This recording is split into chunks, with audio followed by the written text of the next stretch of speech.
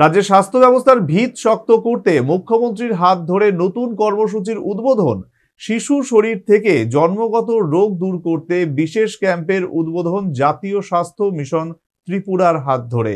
শিবিরের সূচনা করলেন মুখ্যমন্ত্রী মানিক সাহা। শিশুদের শরীর থেকে জন্মগত হৃদরোগ এবং নানা শারীরিক অসঙ্গতি শনাক্ত করে চিকিৎসা করা হচ্ছে রাষ্ট্রীয় বাল স্বাস্থ্য কার্যক্রমের মাধ্যমে। এই কার্যক্রমের অধীনে জাতীয় স্বাস্থ্য মিশন ত্রিপুরার উদ্যোগে মুখ্যমন্ত্রীর হাত ধরে শুরু হলো জন্মগত হৃদরোগ শনাক্তকরণ শিবির। বৃহস্পতিবার আগরতলা সরকারি নার্সিং কলেজের অডিটোরিয়াম হলে শিবিরটির সূচনা করলেন মুখ্যমন্ত্রী মানিক সাহা। সারা রাজ্যের প্রায় 118 জন শিশু উপকৃত হবে এই শিবিরের মাধ্যমে।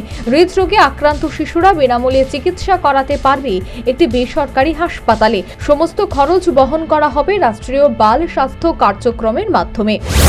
আজকে এখানে হৃদরোগ নিয়েই এখানে স্ক্রিনিং হবে। তাছাড়াও আমরা জানি যে এই রাষ্ট্রীয় বাল স্বাস্থ্য কার্যক্রমে যেখানে আমাদের বাঁকা পা, দৃষ্টি প্রতিবন্ধকতা, তাছাড়া নিউরাল টিউব ডিফেক্ট, এই ধরনের যে জন্মগত সমস্যা নিয়ে সেইগুলোরও কিন্তু প্রাথমিক চিকিৎসা এই রাষ্ট্রীয় বাল স্বাস্থ্য কার্যক্রমে সেটা আছে।